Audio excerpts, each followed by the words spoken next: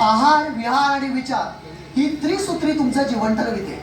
आता आहार म्हणजे तुम्ही जो आजकाल घरात घेत नाही तो, विहार म्हणजे कुठे बोंबलं भिंतात ते, आणि विचार म्हणजे बहुतांश माणसाच्या मेंदूमध्ये कधीच चांगले येत नाहीत ते. अगदी पटल्यासारखं असायला लागलात तुम्ही मनातल्या मनात. आता आहाराचं म्हणाल तर 90% जनता रोज बाहेर खाते. पूर्वी आमच्या घरी जमीन होती, पूर्वी आमच्या दारी रांगोळी काढली जात होती, तसं पूर्वी आमच्या घरी स्वयंपाक केला जात होता. असं तुम्ही इतिहास सांगाल पुढच्या 5-10 वर्षामध्ये?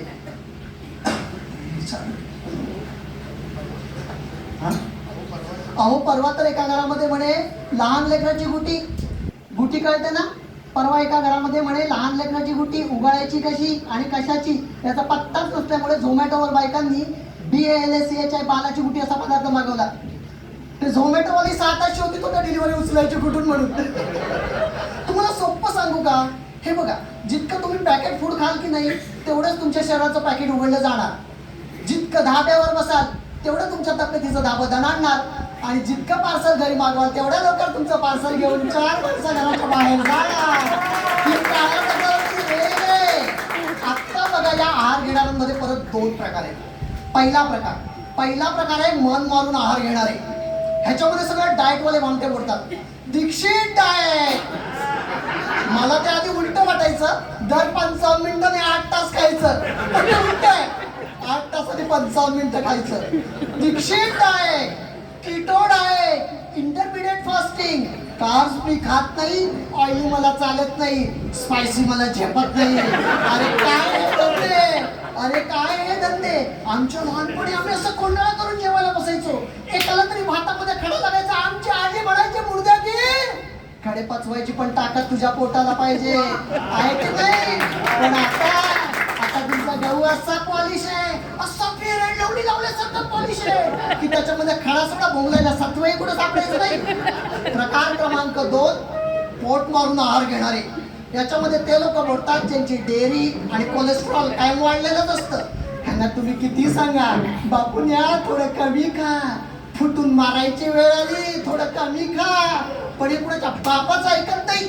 यांचं करिअर 3च शब्दात आहे, बोलूया, भेटूया, म्हणायला काही हरकत नाही. पण महिलांच्याही लक्षात आलं मला काय म्हणायचं ते. आता तुम्ही म्हणाल बाबा तुम्हाला काय माहित, बाबा की दाबा की चौथं, खरंच मला माहित नाही. पण आज आमचा हा धिंगाणा पाहिल्यावर तुम्ही कुठेतरी बाहेर जाताल ना, जिथे कुठेतरी जाणार ना, तिथे गेल्यानंतर जेवल्यावर त्या हॉटेल मालकाच्या हातापाया पडून ती जेवलेली प्लेट तेवढी घरी घेऊन या.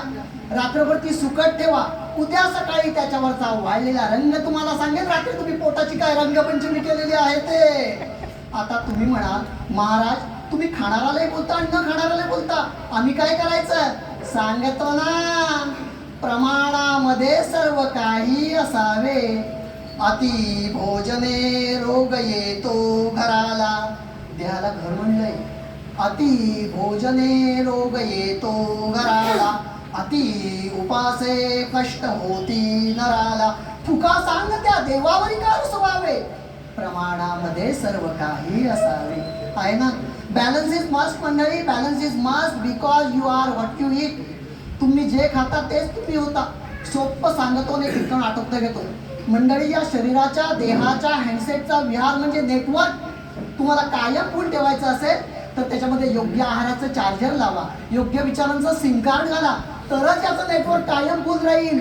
पंढरीच्या विठुराया पुण्य कीर्तनाला येतोय बघ, पण तोवर तुझ्या या भक्तांना जरा पौष्टिक खायला शिकव बघ. रामकृष्ण हरी.